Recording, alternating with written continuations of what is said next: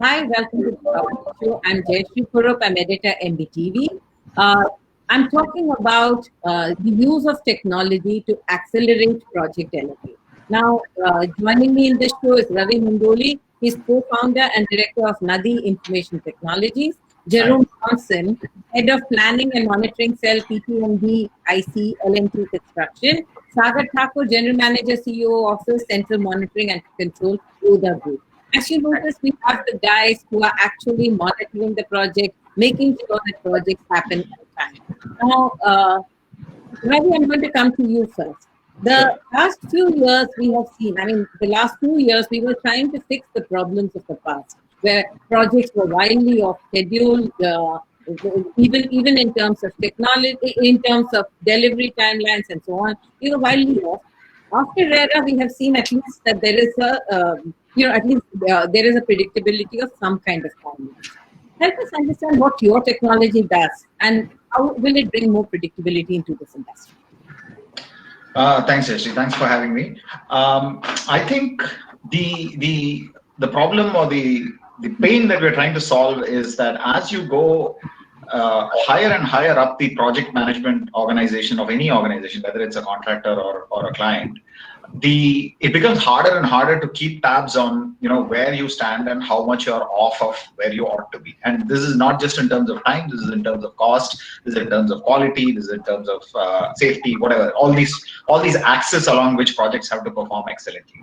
Now, part of the reason for that is there are two reasons. I think one is a lot of times what happens is that for a project management, from project management and project controls perspective, somebody has to kind of put together the image of or the state of reality on the ground, right? For somebody in a decision-making role to consume before they can say, okay, this is where I can intervene, or this is what is a priority for our organization, and so on. This has traditionally been a fairly manual process, right? I mean, as you go higher and higher up the organization, there are 2 or 3 people sitting and preparing this analysis or this insight or whatever it is. And that by itself is a chore.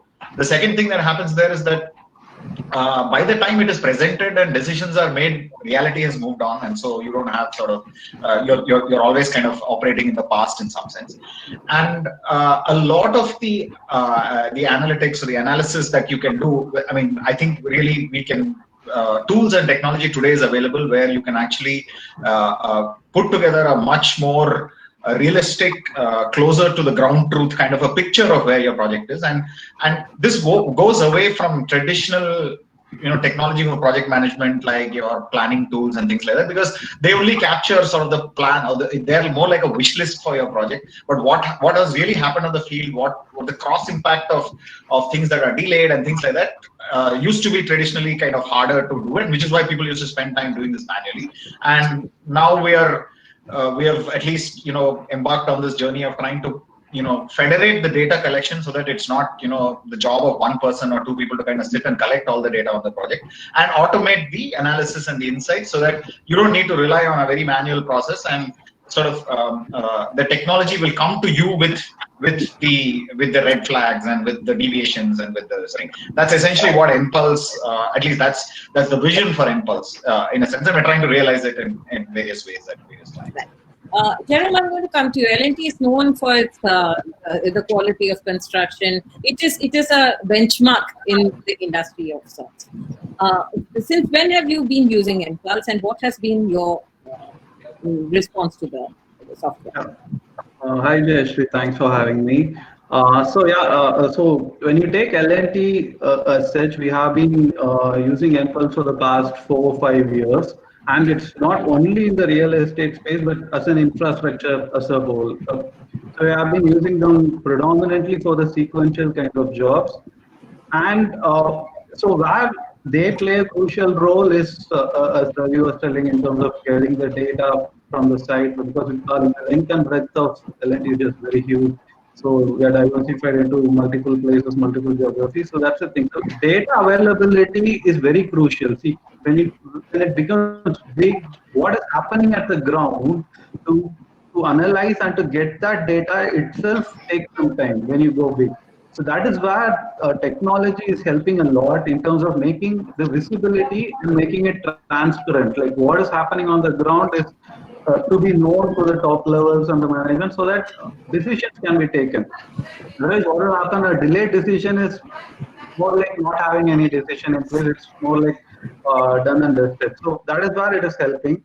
But if you take construction as a whole, right, like in terms of acceleration and other things, the thing is that what people realize is the construction phase of things. But what happens in a real project is that there is engineering, there is procurement, which takes a bunch of time. So it becomes critical not to talk only about construction, but about the other things which happens in the background, which enables construction to happen at a faster pace. So that is why a lot of technologies are also in place. It's not entirely because people used to think construction is brick and mortar. So I mean, digital can help, may not help. There are question marks. But if you look at the other things which is happening in the background, which enables construction, a lot of things can be digitalized, can be enabled through technology. And after getting some, a holistic software like this, what has your response been to delays, to various kinds of impediments to construction? Yeah, exactly. See, to put a simple thing in perspective, see, in a normal time, we spend at least 30% of our time in terms of project monitoring and control perspective to collect data.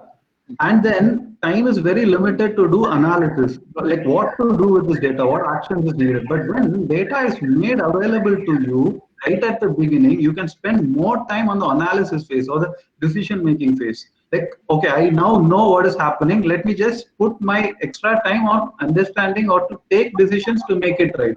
Okay, no projects goes without problems. Now, it cannot happen like the way I plan it to go. So there will be deviations. At least there will be time for us and the people to spend to take the decisions.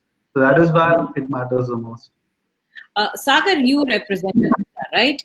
Now, when you talk about a construction project, and if you have to get all processes onto it, at what stage does the process get onto Impulse? From planning, from construction, at what stage? Take us through that life cycle. Yeah. So basically, Impulse, say it is an integrated software. So we have begin with their one model, meeting model. So there is a very good model to understand what are the overall meetings happening, what are the decision making process, and then we went through the overall Impulse as a whole model, which is an integrated model from start till end of the project. So if you see the project, so project at the concept design level, we can use this software as a solution where you can capture all data first, which is not available to the project management team on the site at later stage. So at the initial stage itself, all the meetings will be captured, all the data is captured, and then we can transfer that to next team who is going to take the handover from concept to detailed design, then detailed design to actual project management on site execution. So that is the entire process, and that can be captured through Impulse with all their successive models. So from the even at the schedule level, so what are the concept schedule what we are preparing, then the detailed schedule. So we have our own software like MSP, Primavera, that is a software tool itself, but that we can integrate that with Impulse as a solution where we can have even the overall what the schedules, what we got, what are the different schedule, if there any change in the schedule, everything can be monitored in Impulse itself. So from the initiation stage to handover stage, so that is a schedule part. Then also the cost part. So what are the cost? What are the computation of the cost? And each and every activity, we can add the additional cost on particular activity. Then the quality module is also there, where throughout the project life cycle, we can monitor the overall quality of each and every activity through Impulse module. And we have the meeting module, and then the handover module also there. So at the handover stage, snagging, de-snagging part, you can consider that in the quality module. So that hand in hand, you can have an entire data as a central location rather than having at different location, and everybody will have that access of data. With that, you can have an analysis. So at a project manager or a design manager or at the higher management level. So everybody will have that data, and with that integrated tool, everybody will have the same information rather than having a different approach. So that helps to in decision making process. So if there are any, No, go on. yeah, so there is a if there is a risk part in it, so you can do the risk analysis through this data. So you can do the what if analysis. What are the this situation will be there? How my project will react in terms of time, cost, and also what is the implication on the quality. And same thing, what are the material we can have a material register with you, and you can pull the data where we can improve the efficiency of the project with all these things together. Ravi, does everybody in the link need to be on Impulse, and is it by number of users that the software is? That's actually sort of a cross-cutting kind of a question, right? I mean, ideally, I mean, one of the reasons why one of the ways in which we thought about Impulse, like in terms of an architectural level, is that one of the reasons that we believe is that causes these inefficiencies in project delivery is the fact that in a lot of cases there is this either delay or loss of information when you go across the boundaries of organizations, right? So if I'm the owner, I have a contractor, I have my consultants, I have my subcontractors, etc. As an owner, I might have an ERP, or I might have like a fancy sort of network system. As a contractor, I might have my own system. But the problem that happens is that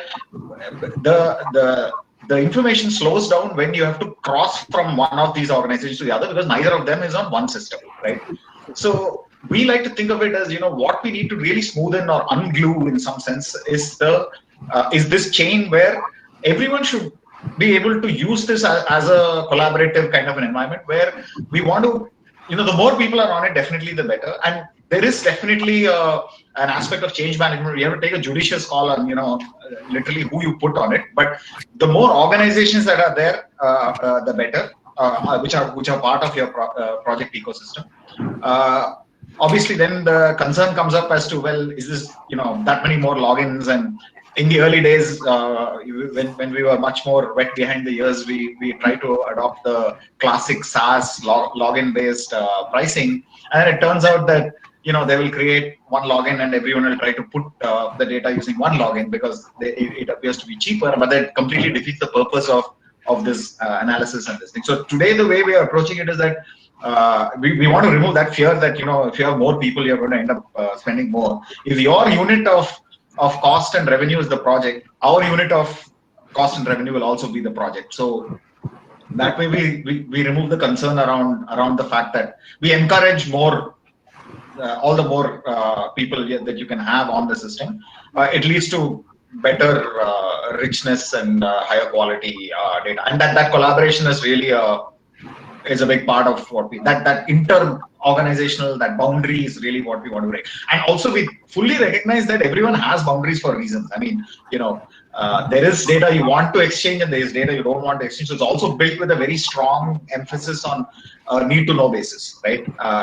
Who gets to see what and who gets to update what is very critical in terms of making this happen. And when we roll it out, I think we're able to, at least now we've gotten better on this over time. At least we're able to set up SOPs or things like that, where everybody's needs are met and everybody's concerns are also addressed. But whenever there is such an egalitarian software, like there are people at project level, there are people at finance levels, at design, different levels, people are there. Just making sure that the data that is fed in is indeed correct, because your final output depends on the quality of the data. Absolutely, yeah. What are the safeguards that you put in? There are 2-3 things that we do there, right? So one is, because now a lot of the reporting is automated or the analysis is automated, what happens is I mean, as a very kind of a trivial example, I will get a daily progress report for yesterday's work today, right? And it will show me who has entered what, and the ability to eyeball that and kind of tell you that, oh, I know that there is work going on in this area, but there's no progress reported in this system. So that's obviously a case of bad data where you might want to catch it. We have some built-in sort of usage reports and things like that to make sure that people are actually punching in the numbers that they ought to. And there is a whole set of sort of approvals and a veto authority that the administrator or the planner will have, where they can review and either ask for a re-entry of the data or a modification of the data that has been entered. So there are both supporting tools to make sure that the data gets entered, as well as checks and balances to make sure that you have the right data. And in terms of the sort of the quality of the data itself, one thing that I think we're at pains to do, and I think by and large we have hopefully succeeded, is that we're really not asking for anything that is not being reported today, right? By and large, 90% of the data that we're expecting the field to report is what is being sent as a WhatsApp or an Excel today, right? All we're saying is, hey, here's this app, you key it into this app, we'll generate your report for you, we'll generate your MIS for you, whatever it is. But all you have to do is the discipline of or the practice of entering, which you're doing today. You're doing it in WhatsApp. We're saying, it's a behavioral nudge almost to move them to something else. Jerome, I'm going to take the current scenario. Now, we've had an extended period of lockdown. We have seen project work come to a halt. You are going to restart, right? Are you able to predict with any kind of certainty what is going to be your time schedules? Like the government has given first 3 months, then another 3 months moratorium with an additional 3 months. But do you actually need 9 months, or do you need more than 9 months, less than 9 months, different projects? Are you able to predict with any kind of certainty? Yeah, see, I mean, there cannot be one answer because every project will be different, and the progress what the projects have done as of now will matter most. So if it's a new project, say where you're in the design phase and the procurement phase, like it won't matter much. The reason being, most of this are done in the background in the office work, right?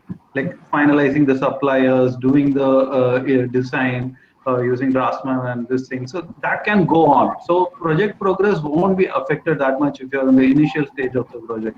But then if a project had been gone through this shutdown when it is in the construction phase, things are a little bit tricky. So what happens is, so there has been a lockdown, people availability is not there. So what we also do with these softwares is that, so we estimate certain duration for every activities, right? So there is a specific standard duration for everything. But what we also do is that, what is the best practice? So through the technology we take, say for example, excavation for the similar quantity, where have I done better in my previous project? So what is the minimum time I have taken all throughout my jobs? So that is a scope for improvement. If I have taken 30 days here, but somewhere I have done for 10 days, so there is a scope for improvement, though it's an acceleration. So that gives you predictability in terms of acceleration, where you will end up with for the entire project if you're in the construction phase. And the other thing, what happens here is that if resources has to be added, you don't have to add in every activity. So what Mpulse helps us over here also to identify what are the critical activities which are needed to complete. Don't accelerate every activity, accelerate the activities which are there in the critical part, put resources, complete it on time on those things. The other things can happen in parallel. So there has to be a rescheduling which has to happen for these projects so that you can have predictability in terms of your completion period. So it's not an easy thing, but it has to undergo these process changes so that you visualize where you will end up with respect to current progress. Yeah. So can I ask you, had you not had a all overarching software like this, what your delivery would have been after this lockdown? And now that you have a software, what is the difference in efficiency? Yeah, let's see. So what the difference is that when you do it without a software, people use their own brain. So imagine like there are 10 projects or 10 people, they use their own brains in terms of using this. So everybody will have different methods, different approach to dealing with this thing. So you don't have a standardized approach. Like say one person will tell in a different way, which may be practically possible, but the other person will give you a different approach. So you won't get a consensus, as in whether this can be gone, whether this can be done or not. But when you have a system in place, you have a single solution and you have a single way to approach the major problem. This becomes easier for decision making. So that is where it is critical. I see everything in a single lens and then come to a conclusion. So where it needs attention, where it needs. Otherwise, I'll have to spend 9 days with 9 different approaches and then understand what is going on. So this is where it becomes critical. Right. And that process of being able to estimate the delays gets automated. Yeah. So the amount of delays is automated in terms of this. Sagar, when you're talking about a project like this, there are a whole array of technologies that you use, right? Impulse is something that helps you manage. Before I talk about you and Impulse, let me understand at how many levels is Lodha actually technology enabled? So overall, if you see, yes, it is a tech savvy. So currently, everybody is looking for what are the things which I can replicate. So what I am currently doing manually can be done through technology. And how, because of technology, automatically you can improve your efficiency. Because you have few standardized things which you are doing repetitive again. For example, for virtual reality, say as a the customer no need to come onto the site and see the what are the sample flats and everything. You can create as a virtual reality. You can show the sample flat, so walk through and everything can be done through virtual reality. So that is one part. So what we did. So can I see project progress live? Or is it live? That is not a project progress live, but as a sample flat or sales and that kind of thing. Project progress lives are there, so with the photographs and overall update of the project. And also you have the video, all the cameras and all the drones are available where you can monitor the project through drones and cameras. That is a live. What is happening on the lives. So that also we can share. That is one part. And there are a lot of things, say like even the customer process overall. What are the your overall certificates? So to achieve them some payment milestones and all. So we have the certificates on site to the so that can be done automated rather than sending it manually. So there are various things, or even the what are the drawings what you have. So you have the now 3D BIM softwares are available. So where you can have previously it is 2D model drawing, so you can visualize into 3D, and now it's 4D and 5D. So 4D is a schedule part and 5 is a cost part. So these are the other way of doing the things apart from the outside of the Nadi. So this is also one part. So where you have the complex structure of the building. So design is a very important part of that particular building. So with 3D modeling and BIM, you can have a complete process. So all the coordination and design issues can be sorted out. Right. Today, if a consumer says, I know a lot of developers have been saying that we are short of finances, there is capital adequacy issues and things like that. Yes. Is it able to help you already assess how you have to plan to finish your various projects, considering that there is a capital adequacy issue? Right? Yes, that is a yes. If each and every project, as say what we discuss, each and every project is unique. So you have the different stage of the project. So in the handover stage of the project, where you are required more resources too, but work is small, but you require more resources. Whereas initial stage, your work is you can show it more with less resources. So project wise, it's vary. So what are the stage of the project, where you are currently, what stage of the project. So we have to analyze where which my resources are required, minimum resources, maybe RCC level. So my major resources will be carpenter, steel fixer, and I have the MyOne technology, or that is aluminum formwork. So where instead of traditional method of conventional, where you require double resources. So in that way, how we can optimize existing resources on particular site and achieve our current progress of the work and progress flow, where we are already committed. Oh. the customer certain. So we can move around in those, and to understand which project at which stage, what are the resources currently. Your voice is Currently, breaking. Sagar, your voice is breaking. Could you repeat that last bit again? Yeah. Yes. Depends upon the project. What are the resources what we got? So there is a project.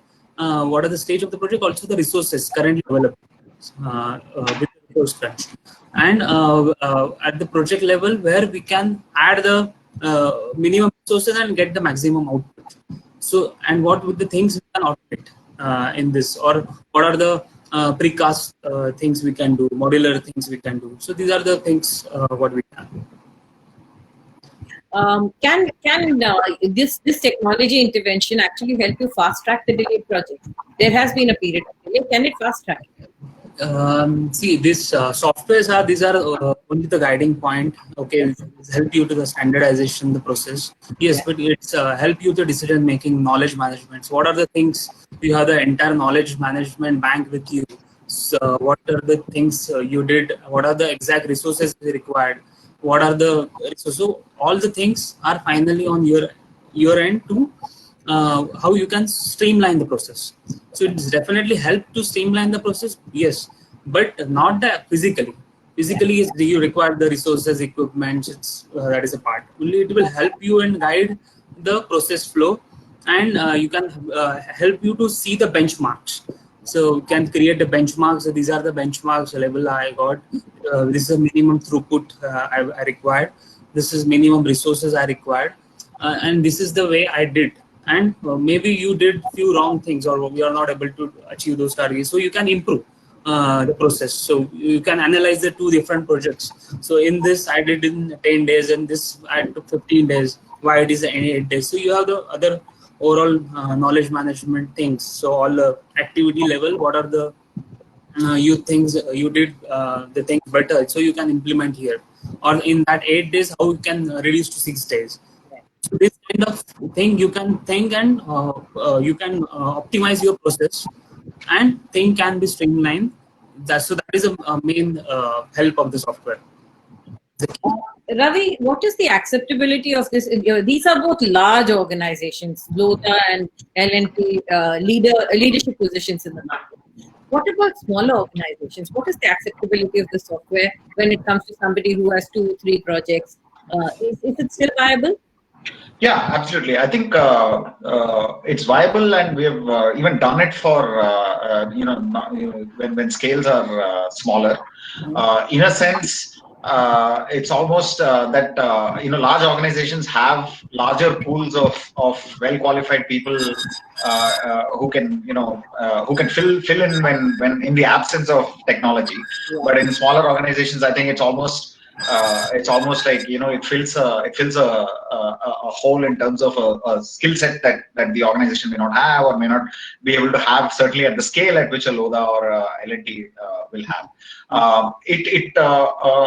We've done projects where literally only 8 people or 10 people were using it, right? But they used it in a very proactive way to kind of manage and deliver their project on time.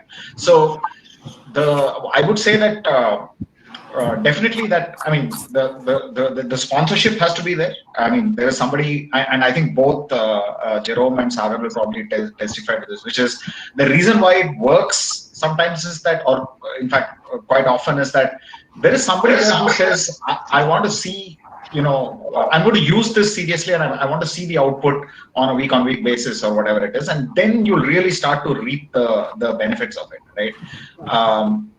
The small project that I was mentioning, it wasn't a real estate project; it was an industrial project. But just as an example, they used to do like a weekly meeting on. This was in UAE, but they used to do a weekly meeting. Walk away with their to-do list, key in the progress or lack of progress, and then come back next week and run their meeting off of whatever inputs we have given the system. But the key thing was the top man there basically said, look, now that we have decided that we are all in on this thing, we will stick to the discipline of using it, and you have to, you really have to keep, use the system in an effective way, and then it I think it really starts to pick up. There is change management. There is that evangelization kind of thing that needs to be done. Of course, I mean, when we started writing NPulse, probably this was not as easy a pill to swallow. Today, I think just the ubiquity of apps, I think, has made it very, very different, right? Everyone's used to pulling out their phone and doing something quick, right? I think that's made a very big difference in terms of how it can be adopted. So the other thing that we're very conscious is that, we don't need the last mile user of this technology to have a PhD in construction project management, right? They don't need to understand, all the way from concept to handover every cycle. We need them to understand what their view of the project, right? So I used to send an email or a text in certain form. Here's how I do it in this, and by and large, it's a very easy transition. I mean, as far as even training people in adoption is concerned, I think we've probably not met even 95% of our end users.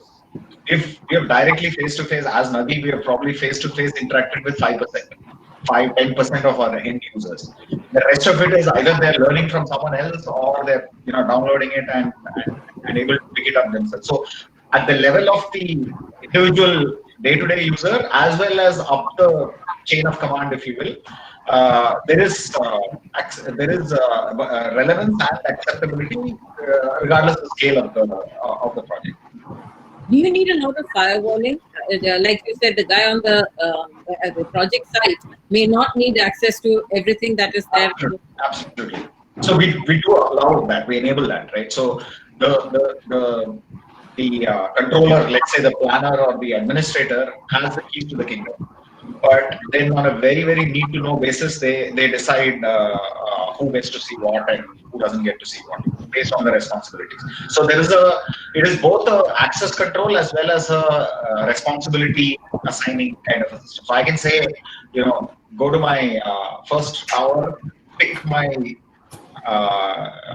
whether it is design, construction, whatever it is, right? Or pick my procurement activities and assign it to my procurement department, right? That's a very 2 or 3 clicks away. You can kind of do a lot of this stuff. So it makes it easier.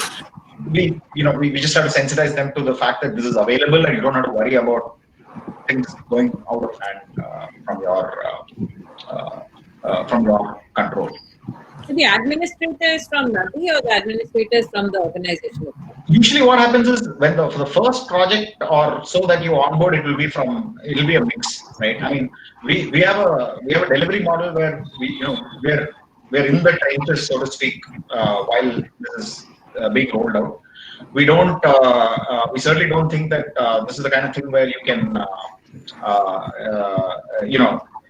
give people a login and a user manual and walk away, right? There is a certain process. Usually that will be for a few weeks, right? Where, depending on the role, a few weeks where that person needs to be trained, and then after that, our role becomes more of a support role. So the whether we actually do it on any given project is a function of where we are in our implementation life cycle.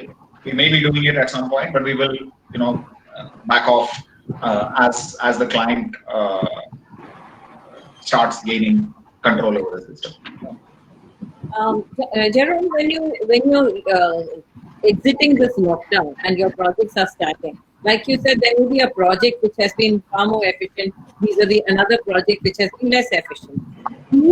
Are you able to course correct now and say that, look, you more or less become closer to my deadlines, I will have to change certain processes and make it more efficient? Are you able to do that?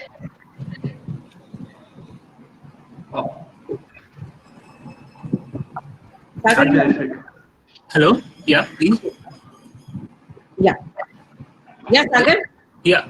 So this is, yes, definitely at the project level, we'll see and try to identify projects where we can optimize the process, and we can identify all the because it's now the stage where it's open in the lockdown process, Yeah. and all the projects are gradually going to get the resources what we are currently.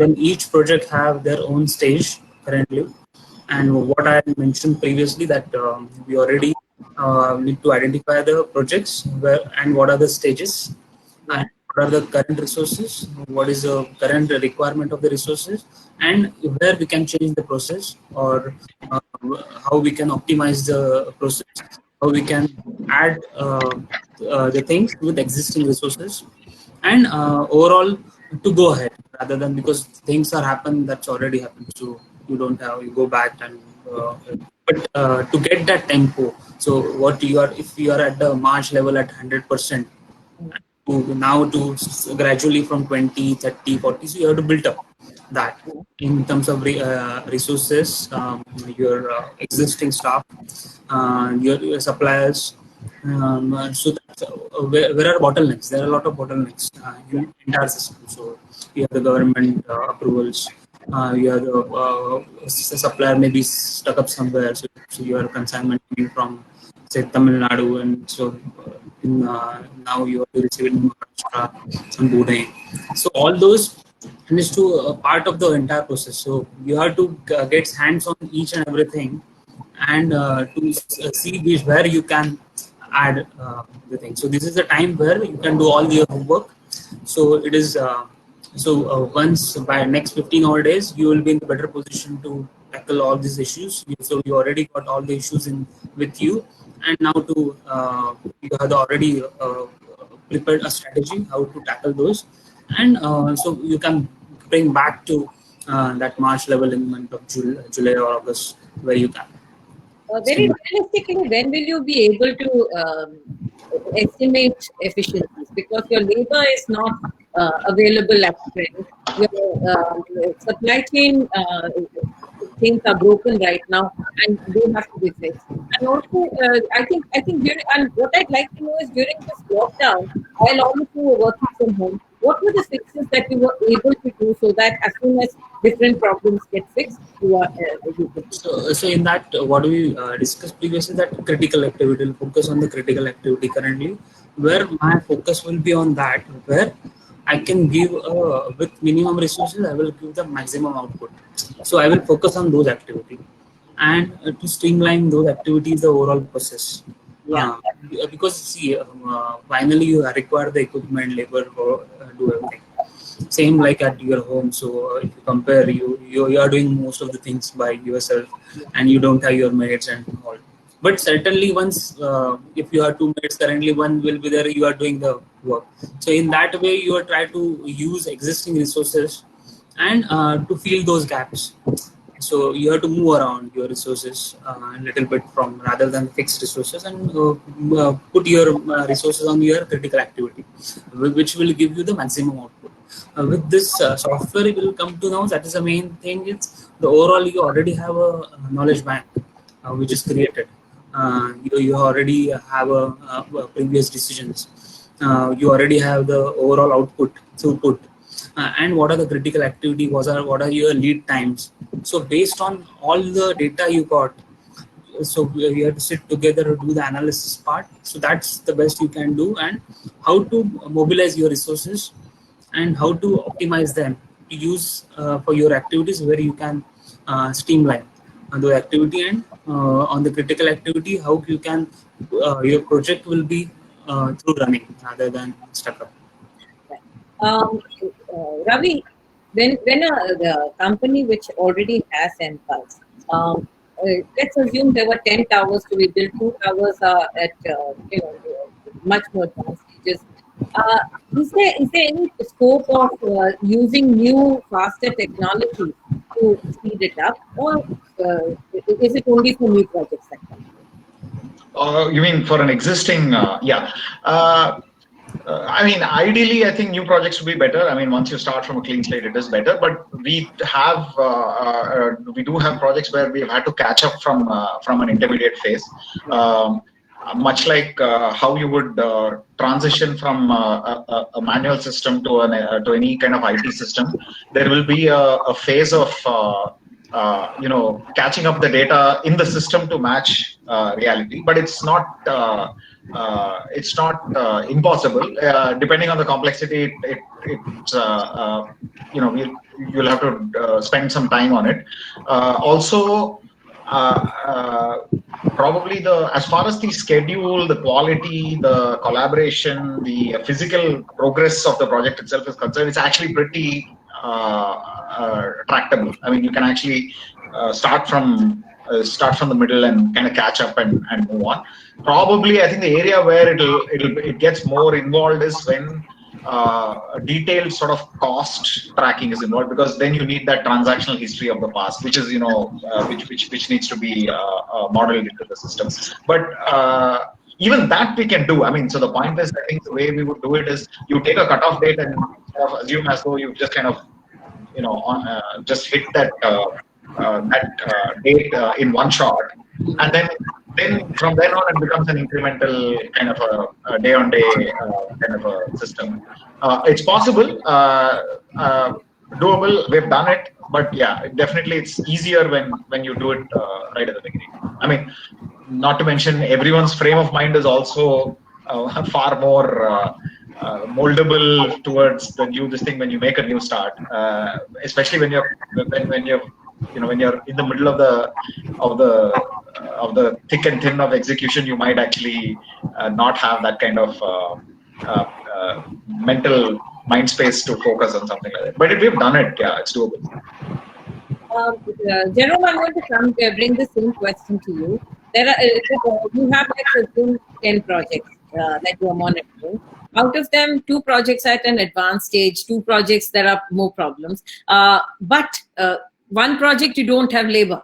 Labor has gone away. You have to wait for the labor. Are you in this to figure out which are the projects that you will be able to fast track, and will you be going back to the consumer organizations, the client organizations, and say, look, this project I expect this much delay. This project with any kind of accuracy. Okay. See, I mean, it's a specific case. As a hypothetical case, if that happens, that has to be done. But no matter what, I mean, workman mobilization will be a little bit tricky, difficult. But then what happens is, if you optimize your resources, because we are not talking about work. If you have 1-2 jobs alone, then we cannot optimize. We'll have to rely on them predominantly. But when you have multiple jobs running, you can always look for room for optimization. Whether should I? I'm sorry. You are in touch with a lot of consumers, right? Consumers are a worried lot. A lot of them don't know. The 6 to 9 months delay, moratorium means how long will it extend their delivery timelines. Are you able to tell the consumer? Do you go out to the consumer and say, look, our software is telling us, or we are able to predict that this will translate into this much? Any reasonable editors? Yeah. So see, currently, based on the guideline for government itself, we already gave the 3 to 6 months delay based on the RERA. Yeah. All projects are now registered in RERA, and that is a basic timeline. So we'll try to do what are the guidelines given by the government, and based on the situation improve, yes, definitely will add more resources and get the things done. So what is the best we can? So it is already based on the consumer interest. Finally, what are the best timeline? This is a 6 to 9 months. This overall guideline is given. Yeah. So that is a overall. You already lost time, but only you can recover once you are at the position where your projects will be smoothly running. You can add more resources, more fast track the things, and where you can try to minimize the losses in terms of time. So that you already lost the time. So it's 2 months. So automatically your overall effect will be 6 months. And maybe later on, we don't know current situation. Hopefully, this situation will improve. And yes, I'm definitely confident that this corona situation will pass through. More labors will be available. All the streamline. We already see the most of the India is now out of 75% is now open up. This 25% of few cities where there is still a lockdown case. So in case of Maharashtra, it's still 30th June. But gradually they are trying to improve the things from 3rd 7, 15. So based on the decisions from the government side and how these things are improving in the terms of numbers and everything. And once labor is now confident to get back here, and we'll try to find out which labor is gone, and then with working with the vendors, so what are the resources currently they got, and what, because they also need to contact with the vendor, what is the current, what the confidence they have to come back in the timeline. So yes, pretty much that is 6 to 9 months timeline is a overall delay, but we'll try to squeeze as much as we can, so where and there is a less implication for customers. Okay. Ravi, what are the chances that after this lockdown and now that everybody has, one, you have given a moratorium, there is some amount of hope that there will be the last mile funding which will come for projects that were stuck and so on.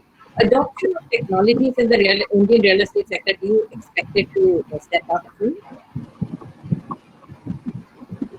I can't hear you. You're on mute. Mute myself. Am I unmuted now? Yeah. Okay. Yeah, absolutely. I think in a way, there is a silver lining to this cloud as well, at least from our perspective, right? We are definitely expecting that unfortunately, because of this whole thing, travel is going to become a costly item. Just the rules around hygiene and sanitization are going to make it challenging to kind of do the kind of monitoring and controls that you used to do, at least physically, on projects, right? So we would definitely expect that people will look for solutions where when I used to do, as a CXO, when I used to do 4 trips a month to the site, maybe can I do this now in 2 trips, right? This is where things like our technology, or even your PIM to visualize the progress, or we are in fact actually doing that as well now, trying to link the physical and the financial progress of the project to 3D and 4D virtual progress as well. So those kind of things, I'm sure, will actually prove to be a benefit or a positive. I'm sure that the trend of adopting technology will go up. It will also go up because of availability of skills, right? Depending on the geography, now there are going to be people moving around, and you probably won't have access to the kind of talent or resources that you had there. Now you rely more on technology to kind of fill those gaps where you have problem hiring people for that. So that it was an upward tick even before, and our sense is that once this sort of testing the water, sort of maybe trepidation or whatever, just that sort of wait and watch passes, it will actually turn out to be beneficial in the long run. Jerome, would you like to continue? Oh gosh. So I think the question to him was about the decision making on multiple projects. Yeah, I mean, I don't want to put, now that he's not there, I can say whatever I want, and he won't be able to refute me. But I think the kinds of things that we're trying to do with these organizations, right, especially with the more professionally managed and the larger groups, what the technology is able to do is things like do like a what if on which project can I catch up, right? So let's imagine that I head the projects for a region, and I have like 6 or 7 projects. At a very high level, can you tell me where things are looking really dire versus not? B, which are the ones where if I finish stuff, I can actually bill somebody and do a handover, in the short term to improve my cash flow efficiency. Where can I quickly get to a handover stage, which will help me hit a payment milestone, for example, right? Now, with that in mind, I can go and look at the system, and it will show me and say, these are the 8 projects. This is where it looks like it's going to end up. But on this project, if I finish my basement work, or if I finish a certain milestone, I can actually raise a bill, or I can bill a client, or whatever it is, right? So it'll help you actually kind of pick those, help you sort through those. The other thing it does is, it will, for those projects, it will show you the path from now to completion, right? So here's what this is the path through which the path to my finishing the project is. There, what can I crash? right? Can I shrink the duration of an activity? Can I break the sequencing of a pair of activity and so on, and kind of try to bring those back. And as the mature, I mean, it's a very kind of a well-worn word, but once you have the data on 8 or 10 projects or whatever it is, right, some benchmarks you have of performance in the past, we are in fact starting to do things like almost build for similar type projects, right? Whether it's a tower-based project, all tower-based projects have a certain work breakdown. All substations have a certain work breakdown structure. Like a lot of these projects have maybe 80% similarity at a DNA level between each other, and maybe the 20% is different on a project-to-project basis. But we can kind of now go back and identify using sort of an ontology of what the language of the old projects is, and look at my next project and say, well, this is the concreting activity for a slab at the floor. My last 10 projects, I've had a best performance of so many days on a slab cycle and a worst performance of so many days on a slab cycle. My current planner has put a plan which says this is going to take 10 days or 12 days or whatever it is. But I have actually been able to hit 6 and 8 days, right? So I can quickly point out and see, okay, if I crash the ones that my experience tells me that I have done better in the past, how much will it help me catch up? Another thing that we did during the Corona sort of lockdown was we actually built like a sort of a scenario builder around this whole, how when we come out of this, how do we ramp up to completion, right? So it is a sandbox kind of a moonshot kind of a thing right now, but we do have now the ability where you can go and say, okay, I'm going to assume that I'm going to hit only 30% productivity for the first 3 months, and then I'll ramp it up to 50, 70, and then what does that play out in terms of a scenario, right? Where do I end up? So those kind of things are definitely possible. And the richer your data is, the more and more confidence you can have in your analysis. Absolutely. Sagar, I'm going to come to you when it comes to selling to the consumer. Now, you've got this whole wealth of data on your back end. When it comes to selling to the consumer, showing, consumers are not visiting the sites for a long time now. So you're going to be able to do all this working. Will it help with marketing as well? Yes. These are the things what we can predict the consumers. What are our next when we are going to hit the next level of the slab, where we can able to see. So we already give 3 milestones to them. So based on their payment plan and how things will progress. So they will get more clarity about the things. So what currently we have. So the situation is there that everybody is aware, and definitely you should be transparent enough to share that with them. And currently, so with customers are already there to see what are the progress on the site. And so if they are not seeing, so we can upload the photographs and show it to them. So what are the current stage of the project and what is the expected timeline to finish the balance work. So what is a mutual agreement between us, and currently what is the current timeline for the entire life cycle. Will your communication to new buyers, to prospective buyers, change after COVID? Will your communication to prospective buyers change? And those buyers, I mean, the buyer psyche has changed in terms of buying the property. Will this software help?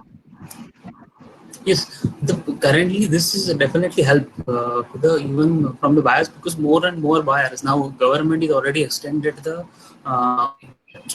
first time buyer next 1 year instead of say March. Now it's to one more extension until 23rd. I think March 23rd, March 21st. So that is also the new buyers. So first time buyers will come up in that day. Now the work from home concept is going on.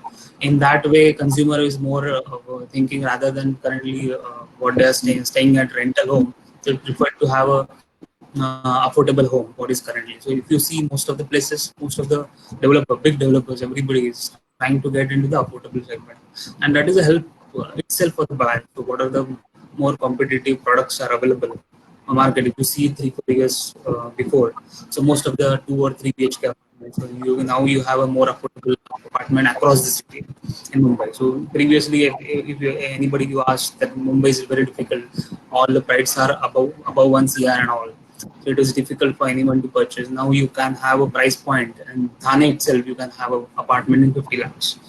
So all those things are there. So now developers have changed based on the consumer requirements, based on the government policies, based on the size of the area because of the adaptation of the area.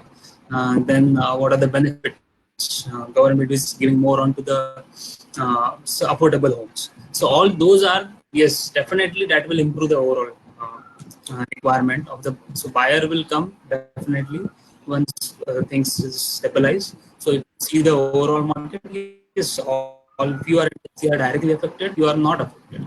So right, they have hardly any effect. FMCG or see this hospitality is affected, or real estate construction is a little bit affected. But technologies, they are doing good. So still, there is a new graduate people are there. So they want to have aspiration to have purchase a new home. So that this current price points are available. It's very attractive. And yes, yes, definitely, if you have a credible developer background, yes, definitely it will help to get overall sell. So overall, the timeline, if you able to successfully already deliver many projects within the timeline, apart from this current, there is a backlog. So last 6 to 9 months, you can assume yes, that's definitely. But yes, but finally you have someone who already delivered, and all our projects, many customers are already staying there. And now the new projects are in the pipeline, and there is a timeline they are promising. So yes, definitely the buyer will come and say yes. They will see that yes, based on your previous track record, definitely you will see.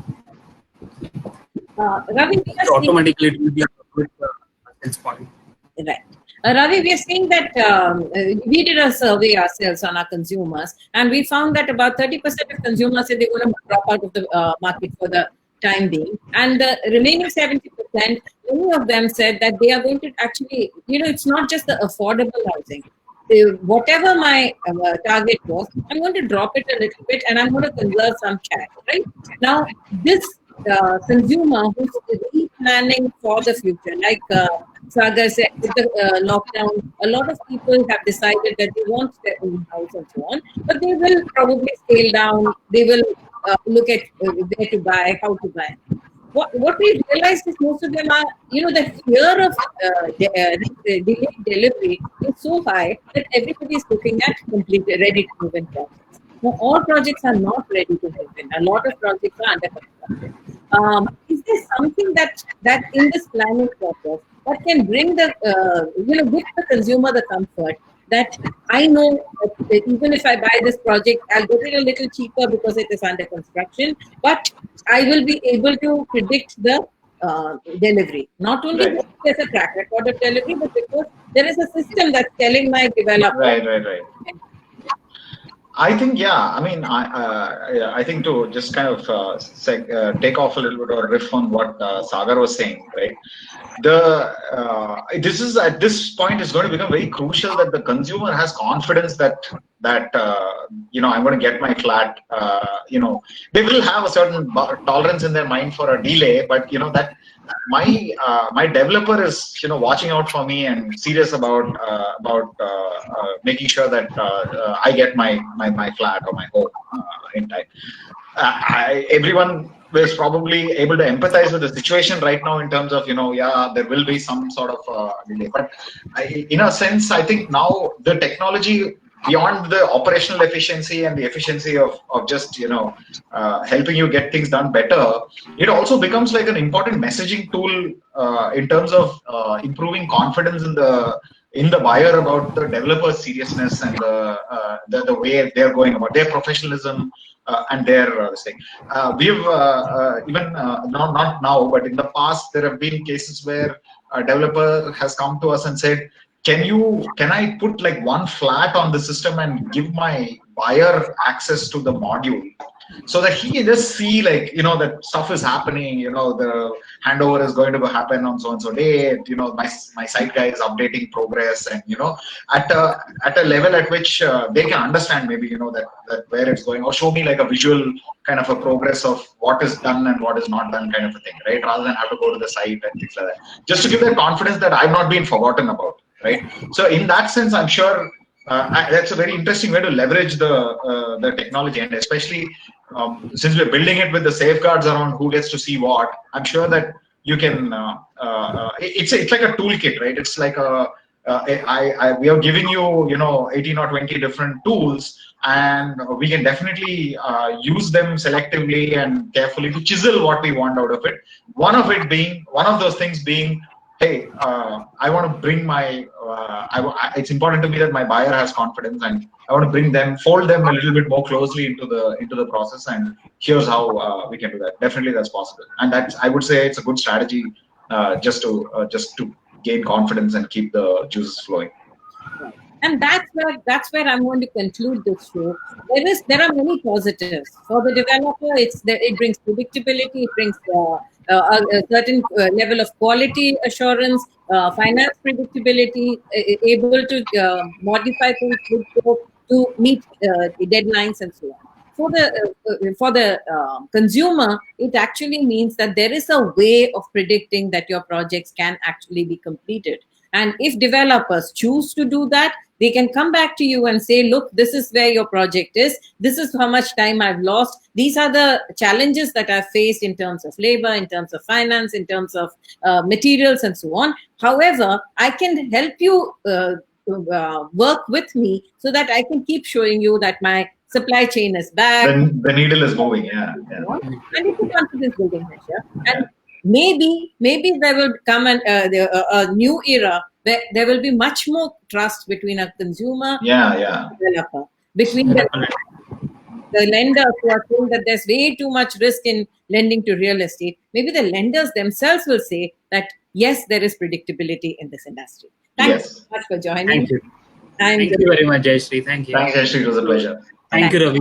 Thank you. Bye.